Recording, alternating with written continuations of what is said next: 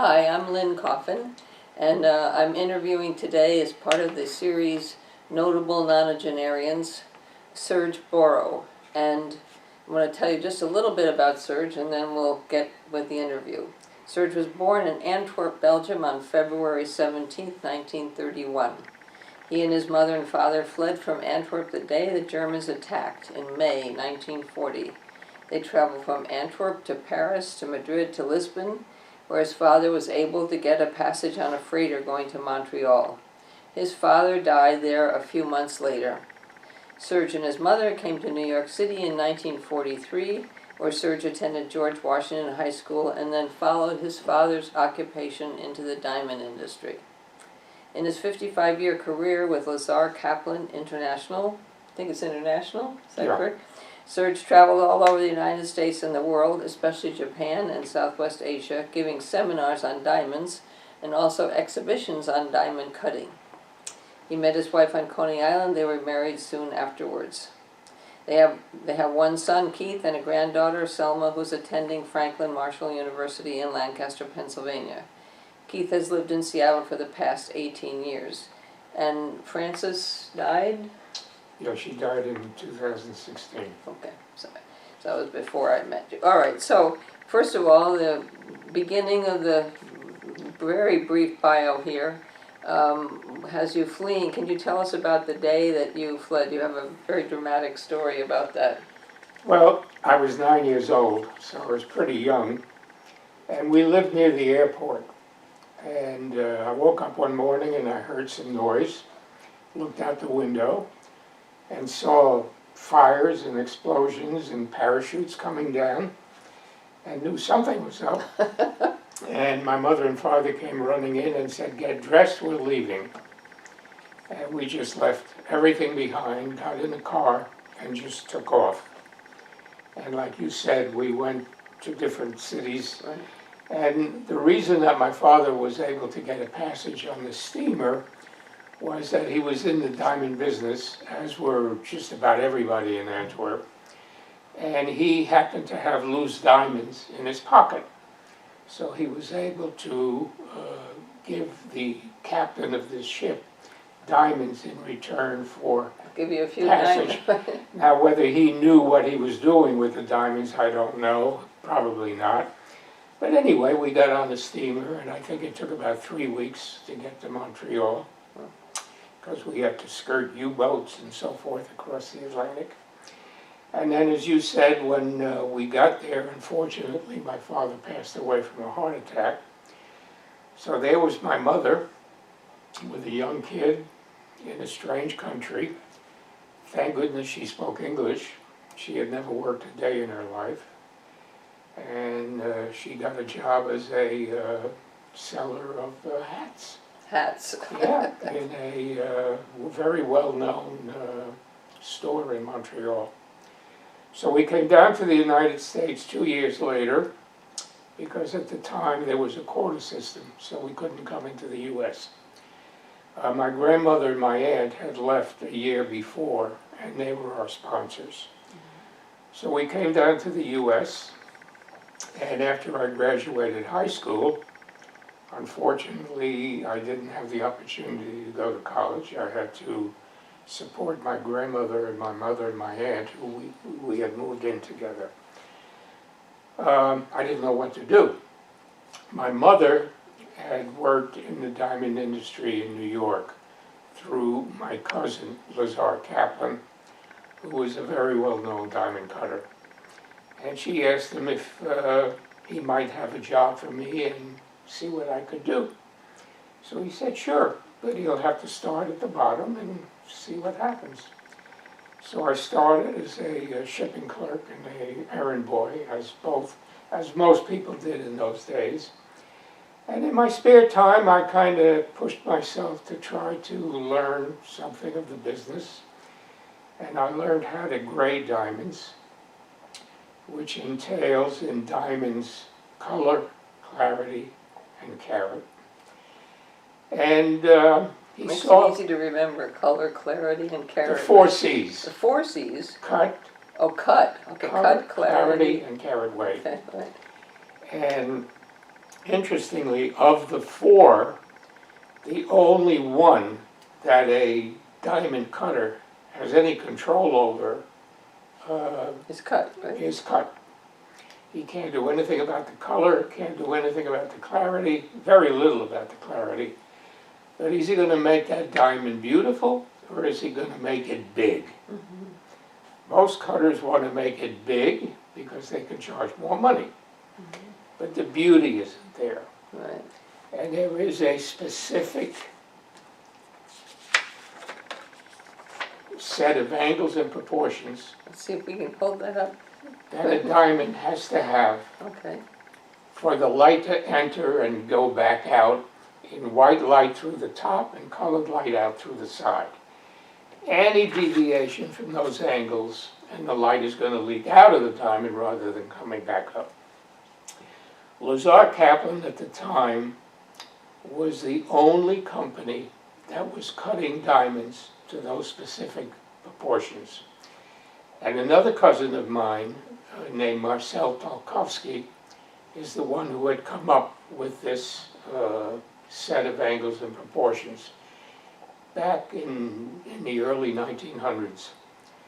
And even today, with very little variation, those angles and proportions are still in vogue today. So, little by little, they got confidence in me, and they started sending me to buy goods, to buy polished diamonds of these qualifications. Is that what you call it? Ideal cut? Ideal cut diamond, yeah, yeah. There are quite a few firms that are cutting it today, and it's a hell of a lot more popular today than it was when I was there. So they sent me, believe it or not, to Russia, to Moscow. And in those days, Moscow had beautiful, beautiful production of small diamonds. When I say small diamonds, I'm talking about half carats and smaller. Not exactly to those specifications, but very, very close. So I was sent over there to buy polished diamonds. I was all by myself. I couldn't call New York to get any help or information or discuss what I was seeing because all the phones we thought were tapped. So I was there by myself, and they would show me parcels of diamonds. I did not have time to go through thousands of carats of diamonds. You wanted to get the heck out of there. It was not a very pleasant place to go. So I would go through about 10% of each of the parcels and then write down what I found.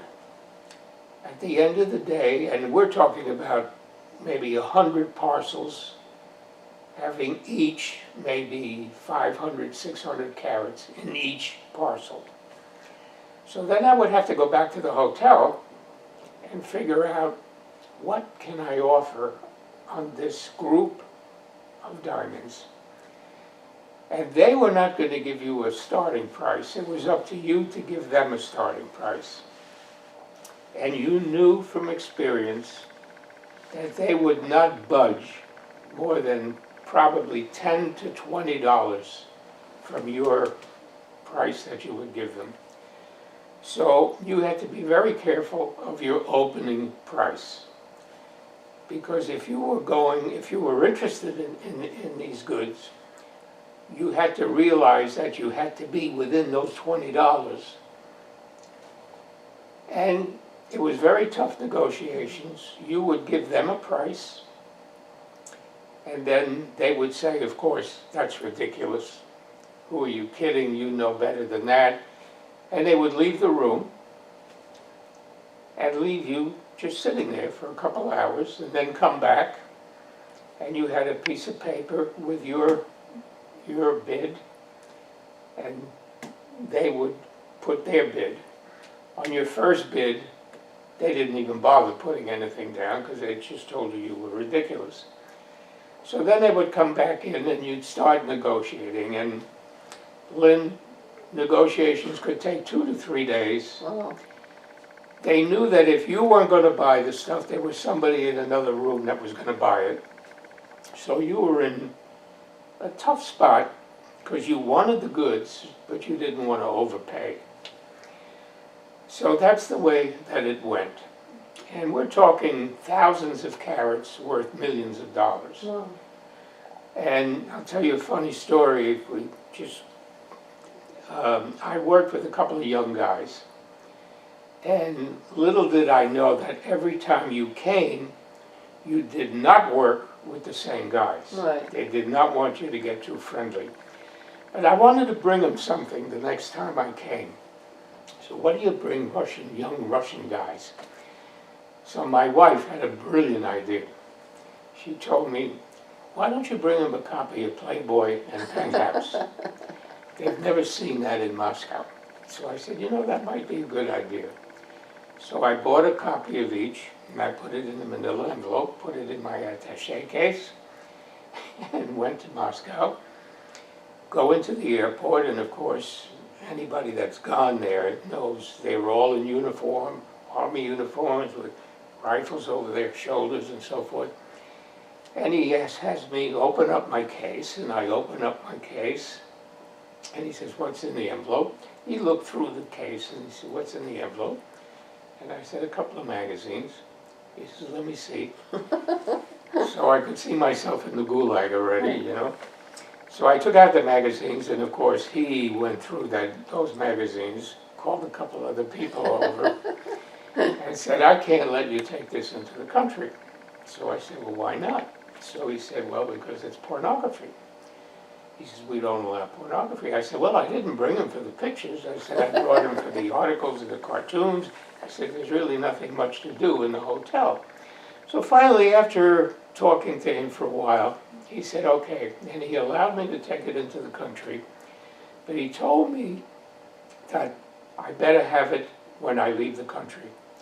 And he put down on my customs declaration, 1 Penthouse, 1 Playboy. So I never showed them to the young guys. I had them with me, and I took them home. Did you show them to your wife when you got home? Well, she had seen them when I bought them. So that was my experience with, it was a very, very tough place. They did not make it very easy for you to do business. Like I said, you couldn't call home, and it was very tough. But Mr. Lazar Kaplan was a very well-known diamond cutter. And in 1935, he cut and polished one of the biggest diamonds ever found, and it was called the Jonker diamond, Jonker, and it weighed 726 carats. And it was found by a farmer by the name of Jonker, who was walking on his property one day near the river and saw a little pebble. Where is this? In Pretoria, Africa. Okay. And being in a diamond area, he figured, well, maybe I've struck it rich. And he picked it up, and he sent it to De Beers by mail. It was a diamond. Harry Winston originally bought it. Now, this is an actual copy of that diamond. See? Actual size. What is this made of? This is plastic. Plastic. Yeah. Wow. And does this show the cuts that were That's the way it was cut. Wow. Yeah, now before you get to that, you're not going to make one diamond out of this. Mm-hmm. So you have to figure out what you're going to do. So Mr. Winston had quite a few cutters give him plans on what they would suggest doing with the diamond. Now, when you have a diamond that looks like this, and 80% of your rough diamonds are going to look like this. This is an octahedron, and it's got a definite shape.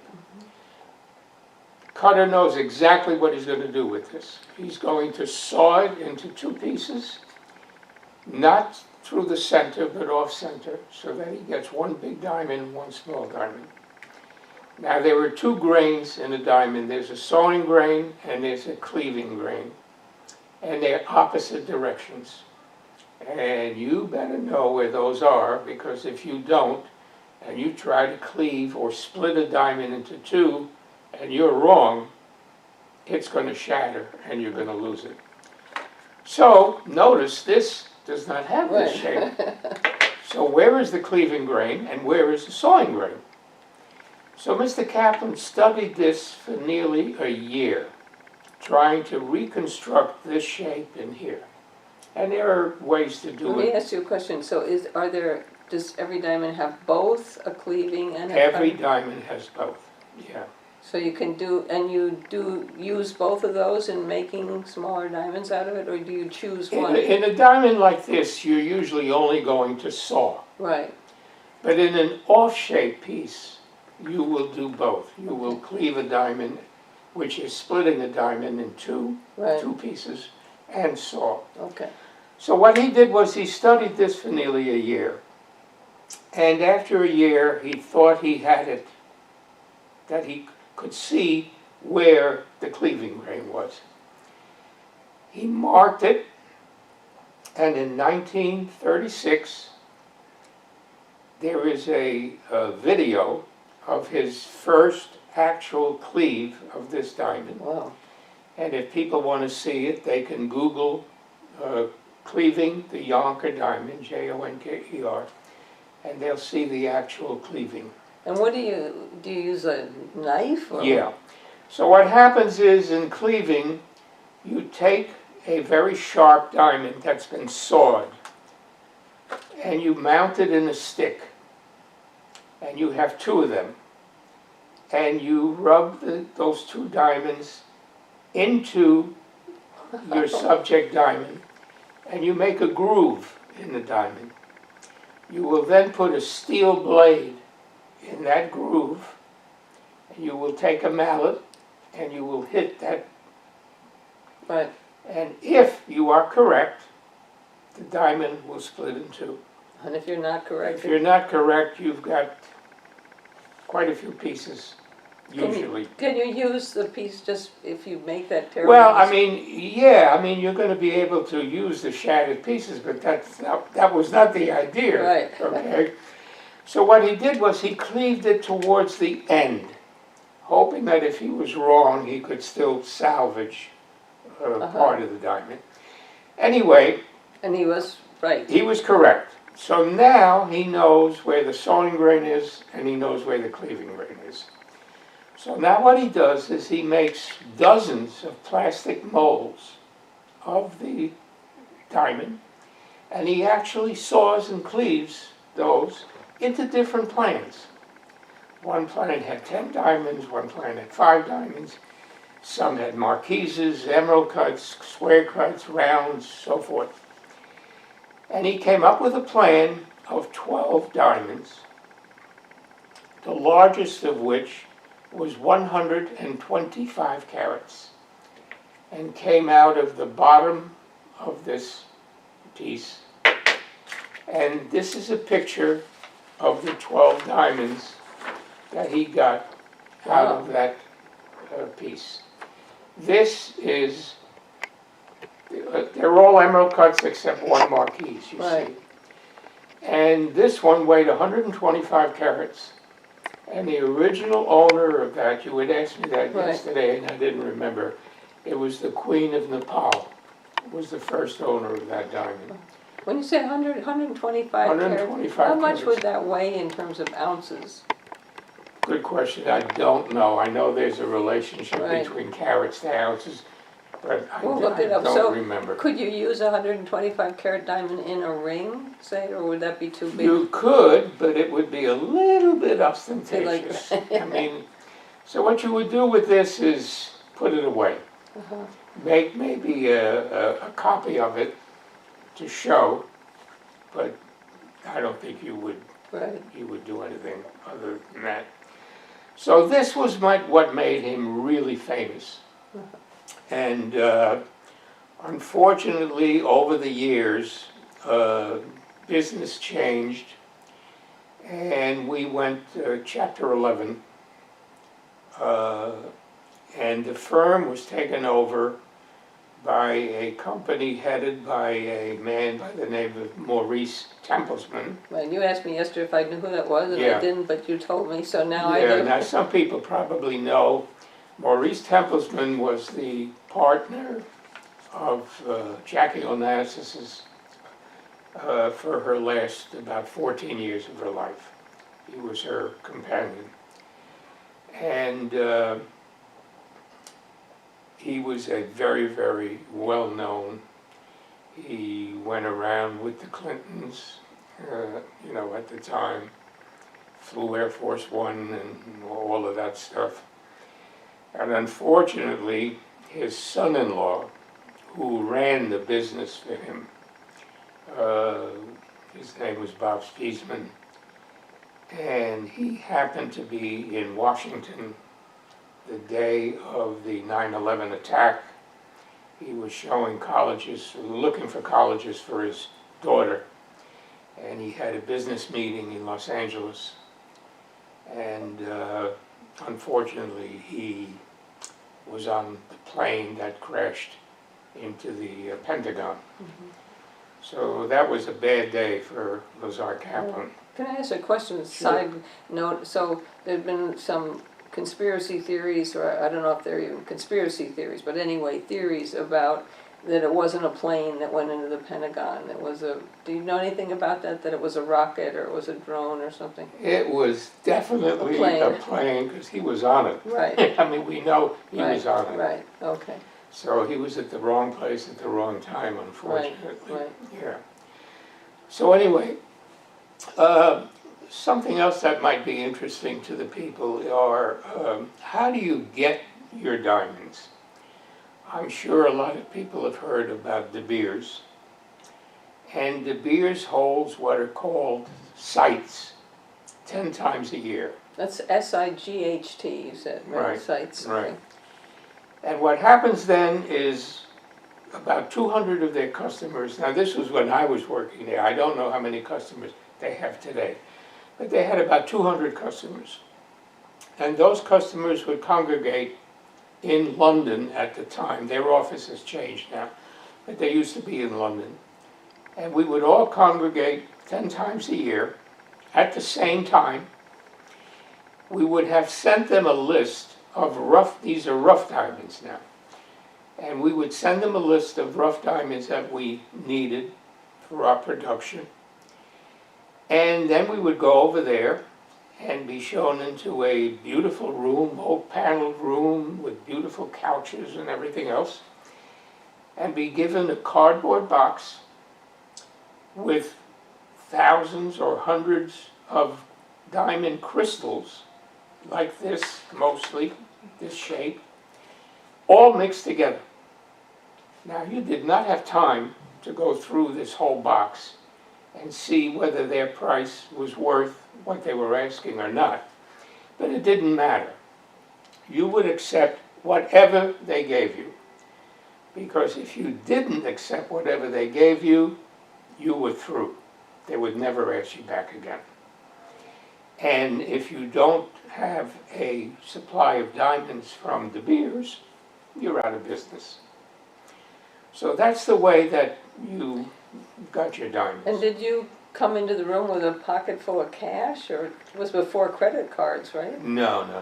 This is, it's cash, but believe me, they research the companies that they ask Right. to be customers of theirs. Right. So then you would write them a check, or Yeah. and they knew that you were Yeah. worth it. They would research you Right. very well So before. you told them how many diamonds roughly you wanted, or the weight in carats? No, what or- we would tell them was the size that we needed, the colors and the clarities Uh-huh. that we needed for the next 4 or Right. 5 months or whatever it is. And then, of course, I mean, they're in business to make money. So if they give us stuff that we can't use, it's not good to either one of us. Right. So they would do the best that they could to give us what we had asked for. And was something in the box not usable by you? Oh, well, what we would do is sell off probably more than half the box. I see. to other companies that were not members of De Beers, but needed rough to Right, sustain their right. business. So that's the way it worked. That's amazing. Yeah. Yeah. And we did that 10 times a year. All the diamond people used to talk to each other Right. because we were all there at the same time. Diamonds also come in all colors of the rainbow. And the rarest color of diamonds is red. Red. Is this what this is colored? And these are all what are called fancy colored diamonds. And these are all natural color. Now, natural colored diamonds are worth quite a bit of money. This is not a natural color. What? That's a natural color, like plain, or what do you call What, that? this one? Yeah, the Yonkers. What was that? Well, as opposed to colored diamonds, you can treat diamonds to become any kind of color you want. They're heat treated, they're put in the cyclotron, there's different ways to do it. And you better be sure when you're buying a colored diamond that, well, it's up to you, I mean, but if you want a natural color, you better have a certificate from a laboratory like the Gemological Institute of America to tell you that it is a natural color. Now, when we talk about white diamonds, as opposed to colored, that has a specific color grading system. And it's made up by the Gemological Institute of America, and it is used all over the world. I don't care where you go, the system is the Gemological Institute of America system. And that system goes from D to Z. Why they started with D, I don't know. Diamonds. D is the finest, clearest white color that you can get. Z would be a yellow diamond, but not as deep a color as what they call a canary diamond, which is a fancy yellow diamond. So can we go back to the Yonkers diamond for a minute? So was that a D or a? Every stone that came out of this was a D color, flawless. Wow. Absolutely flawless. Do you have any idea how much the farmer got? Yes. I don't remember, but it's in, if you research Yonka diamond, Right. you'll have the whole history of the Yonka diamond. Right.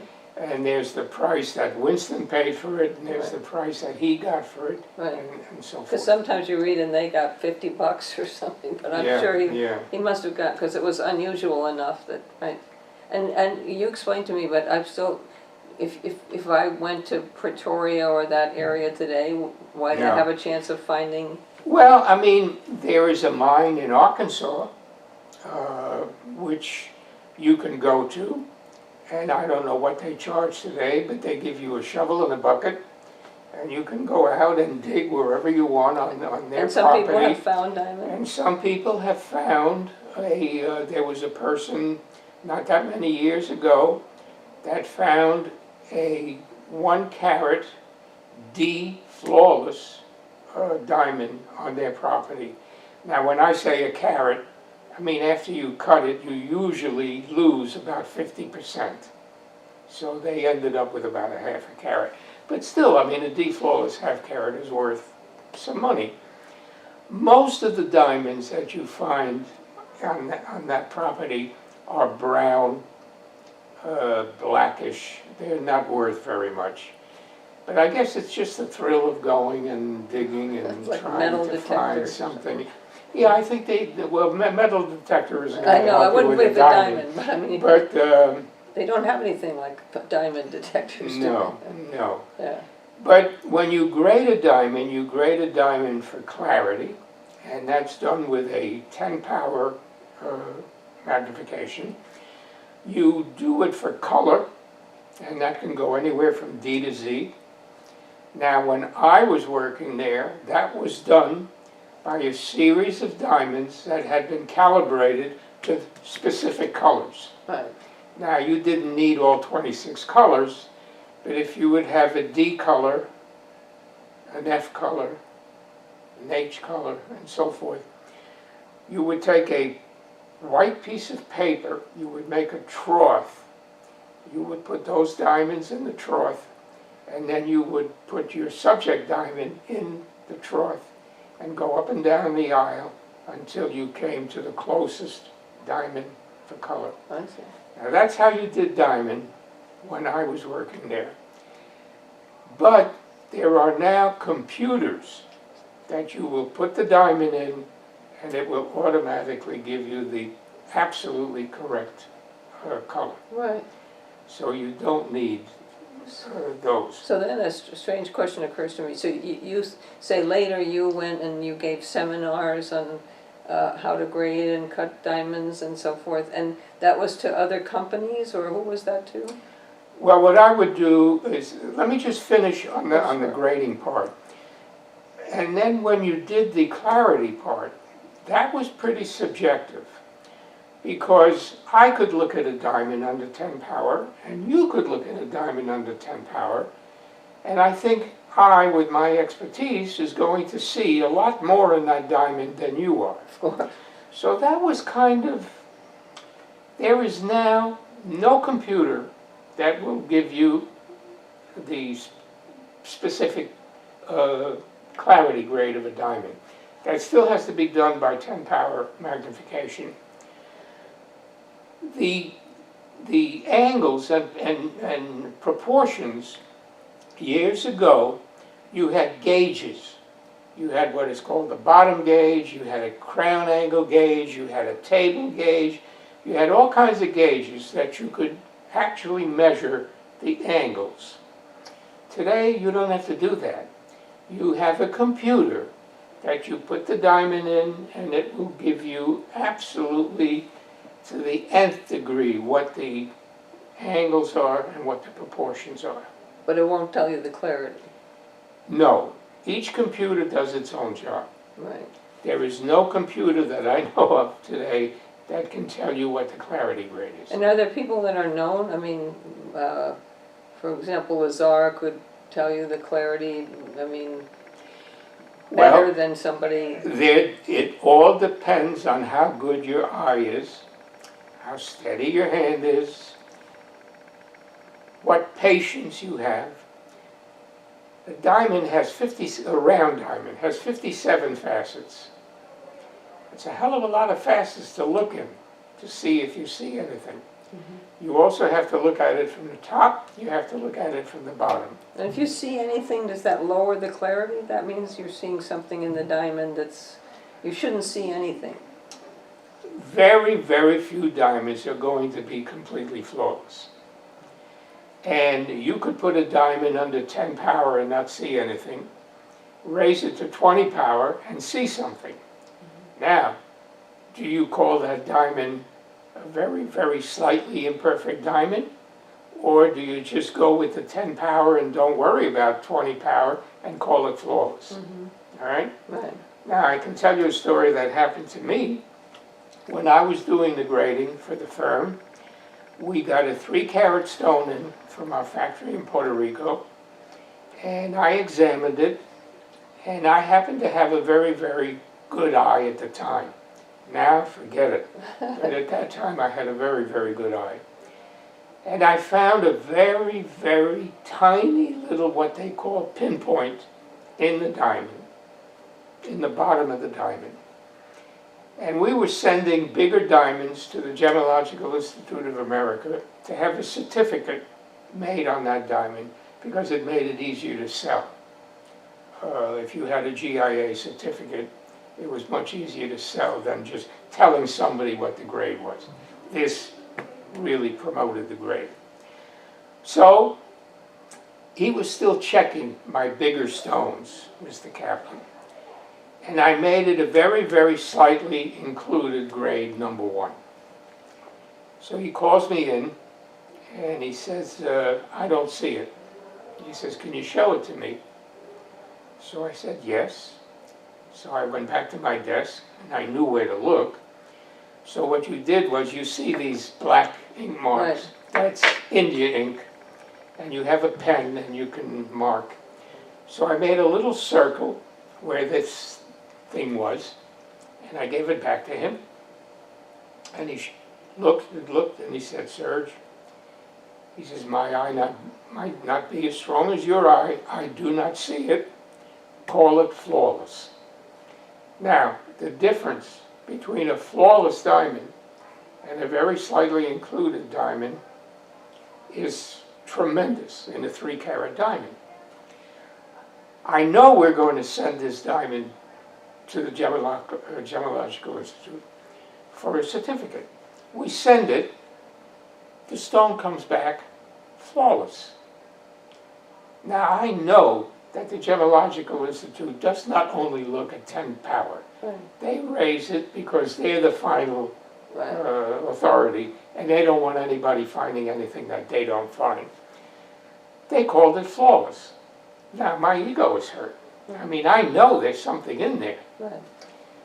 I mark the stone and I send it back to GIA. And I was very friendly with them. I mean, we used to do tremendous business with them.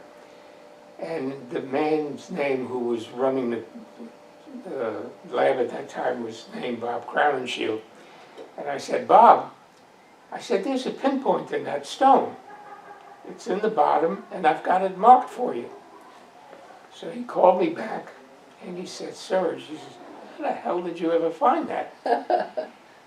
He says, "I don't know what to do now."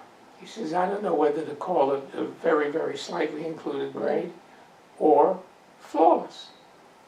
He said, "I'm afraid that I'm going to have to call it a very, very slightly grade number 1. So he sends it back with a certificate. Now, I'm very proud that they saw it. You lost money, right? We lost a fortune. So I go into Mr. Kaplan, and I said, "Lazar, I'm right. I'm right. Here's the certificate."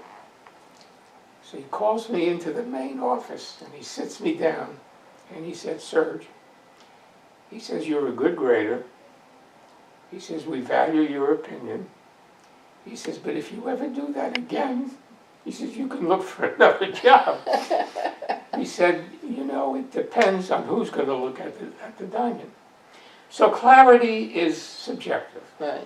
And it can mean a tremendous difference in price. Okay. So let me ask you another question. So you were in the diamond trade professionally for 55 years, is that? Yeah, a long time. Right. So, and you're obviously, you're knowledgeable, passionate, you have experiences and everything. So when you stopped, can you talk about how you stopped being a diamond grader, teacher? Was there a moment when you said, "Okay, I've done this enough," or you? Well, when the computers kind of took over the grading and my eyes started to get weaker and weaker, I was not needed as a grader anymore. But I had very good experience in buying and in knowing what the angles and the proportions and how to recognize an ideal cut diamond over not. I mean, I can show you this chart here, and I think people can see that there are different looks to a diamond. Right. I mean, you can have a black spot in a diamond, or you can have an ugly gray ring. Punish, yeah. There are a lot of different looks to the diamond. So what I did at the end of my career was go around and give seminars on how to recognize our ideal cut diamond. And I would work with the staffs of the different stores in the different countries that I went to. Right. Mainly in Southeast Asia and Japan, because that was our big, big market. And I would stand behind the counter and work with the staff and the customers. And then at night give seminars and cutting demonstrations. Mm-hmm. So when was the last trip you took doing that, roughly? The last trip I took was to Japan. And that was Yeah. when, roughly? I retired in 2003, I think it was. So that must have been in 2002. Yeah. Yeah. So do you now, I mean, if you go out, do you find yourself going to jewelry stores and looking at diamonds or talking to the people, or do you, Well, I've had people over the years, neighbors and even some people here, ask me to look at their diamonds. Now, you've got to realize, I don't have all the equipment. My eye is not what it used to be. You need really good light to look at a diamond. But I can tell a diamond by looking, either naked eye or with a loupe, as to how it is cut, what the angles and proportions are. And I will always ask the person, do you want me to tell you the truth or do you want me to lie?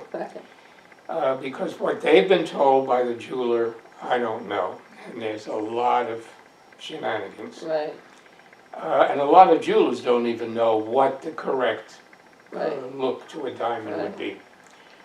So I can do that. Now, I'm talking a round diamond, a brilliant cut. Those have these specific angles and proportions. All your other shapes, your square cuts, marquises, ovals, heart shapes, they do not have specific angles and proportions. They have a range, but not specific like a round stone. wow.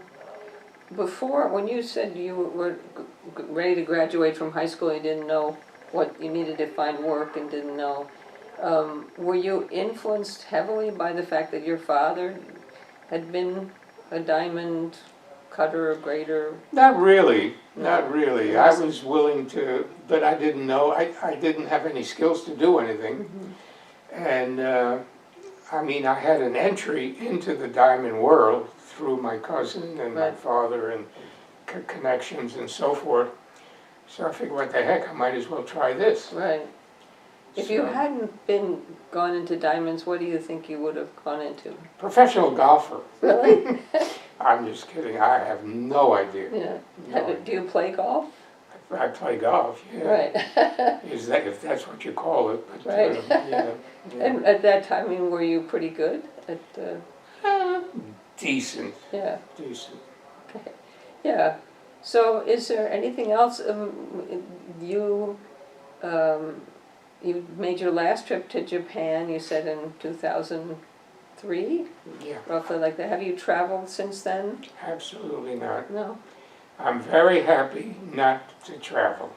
You told me you had two fears when you started out, I had a fear of flying and I had a fear of talking in front of a group. and you spent your lifetime And I with spent my lifetime doing that. Right. Yeah. Also, I wanted to ask you that wonderful story. When you were 9 years old and you're fleeing from the Germans, you mentioned, I mean, there were a lot of people that knew what was happening, right? When they saw that, they knew right away it was Germany coming, attacking, so they all fled. So it must have been a big crowd at the border. Well, when we went through the border from Spain into Portugal, there were many, many cars, hundreds of cars lined up waiting to go through the border. We had one of our cousins with us, and I don't know where he came in and so forth, but he had been a former ambassador to India from Belgium, and he still had his credentials on him, which had expired, but who knew that? Right. So we came out of line and just went right up the side to the border station, and he flashed his thing, and they let us through. Yeah. So, So good luck, right? now, he was not on the ship with us, so I don't know what happened and where Right. he went or what, but I just have one last question. Your wife, can you say a little bit about how you met your wife, and did she embrace diamonds, and did she get interested in that at all? Or Lynn, most diamond wives don't even wear a diamond. Whatever diamond they have is in the safe and so forth. I had given my wife this particular diamond, which when I gave it to her weighed about 60 points, 5/8 of a carat, and she chipped it somehow. Now diamonds can chip, They're the hardest known substance, but they can chip. If you hit it on a cleaving grain, for instance, it's going to chip. So somehow she chipped it. I had it recut. You can recut a diamond. It ended up 55 points. I appropriated it and gave her a 1-carat, beautiful oval in a nice setting with 2 little ovals on the side. She never wore it. She just kept it in the safe deposit box. Oh dear. Yeah. Do you have anything that we haven't covered? I mean, you have this. I was thinking we could call the title of this interview "The Diamond Man," which sounds pretty. But well, the only thing I can say is that if people are going to buy a diamond, they really have to trust their jeweler. And how do you know whether to trust a jeweler? So I would suggest going with a jeweler that is a member of the American Gem Society, can back up his diamonds with a Gemological Institute of America certificate, have people on their staff that have taken the Gemological Institute of America course on diamonds, and that'll be protection for you. Mm-hmm. Because it's so, I mean, what do you know about diamonds? I mean, you know nothing. So you go in and you're at the mercy of the person behind the counter. Right. And I can tell you, even looking at some diamonds, I'm not going to say from here, but people thought they had diamonds that they definitely did not have. Uh-huh. I know what it was. I knew there was something. You told me about meeting somebody famous when you were doing business with... Well, Mr. Templesman, as I said, went with Jackie Kennedy. And we had 2 floors in the building. Mr. Templesman had his offices on the upper floor, and we had our offices on the lower floor. And I got into the elevator one morning at 8 o'clock, and there was Mr. Templesman with Jackie Onassis. And he introduced me, and she said hello, I said hello, and that was it. I got off at my floor, and they kept going to their floor. Oh, great. And she was in a plain lumber jacket and jeans, sneakers, just, you would never know who she was if you didn't recognize her. Right. Okay. Yeah. Well, thank you very much. Thanks for talking with me and everything. I know a lot about diamonds compared to what I knew before. Well, if anybody wants to go into this in a deeper aspect, let me know and we can set something up. Okay, terrific. Thank you very much. Thanks, Lynn. Yeah.